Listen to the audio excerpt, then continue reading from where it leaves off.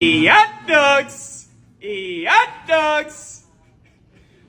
I gotta say right off the jump, I've never had Taco Bell before, nor have I ever worked in one. But for the same reason that rhymes with ist and starts with race. I am, however, now curious about what exactly goes on in the fast food place. And that's because in the process of researching one of my videos, which is longer form and I'm probably not gonna do anymore because I got lazy halfway through, I was reading up on restaurant policies and employee policies for various fast food chains all around the globe. In the video, I was trying to correlate the points about how culture plays into workplace ethics, and depending on which country you are from depends heavily on how your work will flow. For example, if you live in Japan, working at a McDonald's is just as serious as working as a heart surgeon, because in that dystopian nightmare country, which all of you little weirdos love, then because he's got anime, having a family or any kind of social life outside of work is seen as totally unacceptable, even if your job only entails you slapping patties on a grill. Alternatively, in the really chill place of Afghanistan, where people surfboard every day and everyone's totally chill, I'm sorry, I got California and Afghanistan confused again. Work might not be seen as such a serious thing. It's only viewed as a place you go to go make some money and have uncomfortable conversations with your co-workers who you would never interact with outside of the workplace when they invite you around for dinner sometime. I mean, to be fair to those people who are trying to make friends at work, I'd rather you be that person than the absolute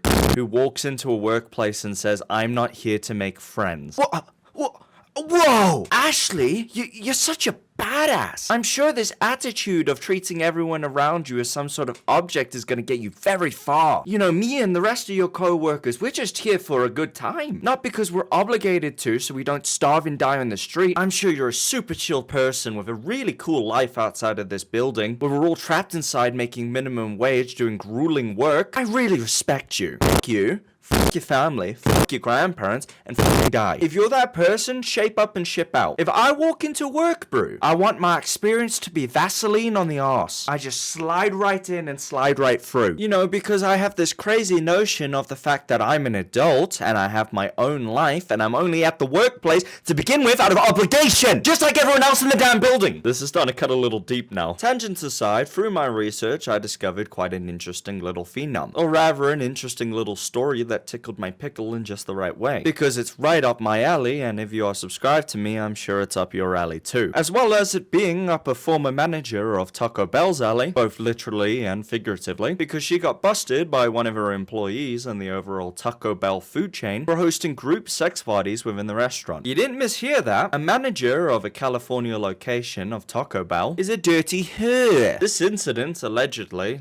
and actually don't even have to say allegedly, we have proof that it happened, occurred in December of 2022, when the former employee was invited round for a Christmas party in the restaurant. Mistake number one, by the way. Voluntarily going into work for a social event. Boo. Attended the party, but was taken a little bit aback, because when the plaintiff arrived, all of the windows within the chain restaurant, and for reference, this is how a Taco Bell looks, were covered up in wrapping paper, as well as all of the surveillance cameras, which again is another huge red flag. Allegedly, and this part is allegedly because I don't know if it's true, the plaintiff claimed that employees who did come for the Christmas party were overserved alcohol. I think they're making the claim that they were spiked, because I'm not really sure what the definition of overserved is, because as a grown person you can decide when you want to stop drinking, so I'm just making the assumption that's what they meant. According to the plaintiff, the night went about as normal as one would expect for an office Christmas party. That was until they stepped out for a cheeky little puff and re-entered, where they witnessed something not too uncommon for the location's expertise. One of her co-workers was busy putting sour cream inside a taco. What was uncommon was that this taco was the co-worker's, and the sour cream was coming directly from her husband. According to the plaintiff, to their shock and horror, when they re-entered the room, her co-worker was literally going to town, and I mean physical pound slapping town, right there in front of everybody to see. And more disturbing than that, the co-worker was simultaneously making out with another woman, the lady who was getting plowed I mean, as well as also making out with the manager at the same time. Now, it is taking a lot of my spirit to fight back just saying the word nice. But it's also helped by the mental image of whatever's happening here, because there is absolutely zero, and I mean 0.000 chance that any of these people are attractive. The physical profile, and I'm not one to judge because I'm not exactly a looker myself, of a Taco Bell manager and a Taco Bell co-worker does not correlate with sexiness. These people are mingers, probably 35 to 40, ridiculously overweight, and do not bathe properly because I know that smells there. So customer walk into the building as a customer and go, "Hey bro, when did Taco Bell start serving roast beef?"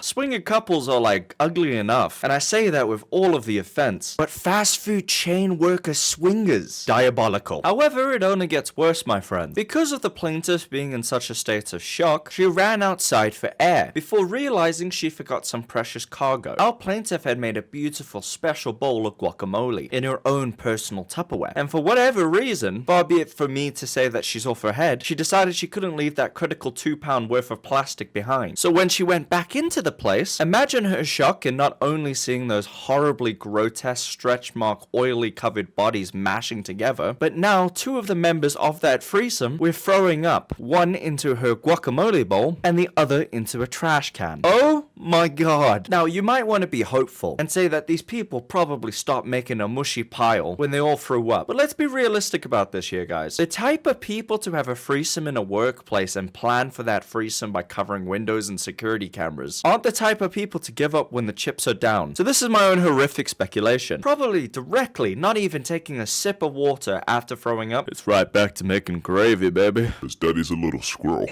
and he's gotta find this nut. As for Taco Bell's role in this horrific story, in their credit, when this was brought to them and they did an investigation, all of those involved in this hills have eyes scenario were fired immediately. Now granted, you can make a few complaints, but let's be realistic about this for a second. Taco Bell is a franchisee restaurant. If you're unfamiliar with what that means, the way that most fast food chains operate is by licensing their name out to a local vendor. So let's take Mackey's for example. You're Johnny Dickhead in the middle of, I don't know, Birmingham. Birmingham has no McDonald's. McDonald's is interested in opening up a location in Birmingham. They'll open up a store and they'll give you the building rights, and in exchange you pay them to use their license, their name and their menu, because after all, McDonald's is a globally recognized brand. If you walk into a McDonald's in say Liverpool, it will be the exact same as a McDonald's in Manchester. You're basically paying for the right to have that brand recognition. The reason why fast food chains do this is they don't have to spend money and resources setting up their own teams. They just have to sell you the guide on how to run the restaurant pretty much. Then it's completely up to you to either sink or swim. The franchisee owner then will take about a 20% cut on total sales. Greedy as shit, I know, but everybody buys Mackey's. Point being, the franchisee owner, the person who pays Taco Bell the right to use their name, is the one who's actually in charge of the hiring and firing process. And I gotta be straight and fair about this. I don't think either Taco Bell or the franchisee owner has a rule in the handbook about orgy parties at the workplace. So in case you haven't figured it out by now, the reason why I was calling the employee the plaintiff is because the plaintiff is planning on suing Taco Bell for an alleged hostile work environment that forced her to quit. Oh yeah, dude, this should come as little shock to you. The participants of the great 2022 Pump Fest in the Taco Bell was the 22nd of December, a Tuesday. Oh, damn it, it was a Friday. That would have been hilarious if they were eating tacos in Taco Bell on Taco Tuesday. Ladies, I'm single. We're none too pleased in the fact that they all lost their jobs. And of course, they blame the person who was rather prudish and reported them. And as an act of revenge, they got some of their mates who were still inside of the restaurant, or as the article I was reading refers to them as associates, which is hysterical to me because all I can think of is old school Italian mafia. How you doing, Jessa? How you doing? A little birdie told me you were speaking to the authorities. Well, first of all, Marcus, respectfully, oh, what is that smell? Your breath, dude, it reeks. Well, let's just say I went to go see a guy who owed me a favor. Yeah, but your breath smells like semen. Allegedly threatened to smash her car to bits with a brick. And when our plaintiff friend here complained to upper management after the fact, she was upset over the fact that the management told her that they would be willing to move her, but not all of the people who were attacking her. So now she's suing both Taco Bell and the franchisee owner, because she had no choice but to quit her job because of fear for her own life. Truthfully, if you had to ask my honest opinion whether or not I think she'll win, I highly doubt it, because she was given the option to move to a different restaurant. So the claim that she's making that she had no choice but to leave just isn't true. And I'm not even sure if you can sue the people for all of like the rumpy pumpy sex party stuff. Maybe like under neglectful conduct in the workplace. But even then I see it as like an absolute stretch. All the same though, I do feel immense amount of pity for this woman and what she's been through. What a horrific situation to find yourself in. Unlike you who find yourself in the ideal situation because you legally have to subscribe to Dino. Thank you guys so much for watching. It's been a pleasure as always. I'll see you later. Bye bye.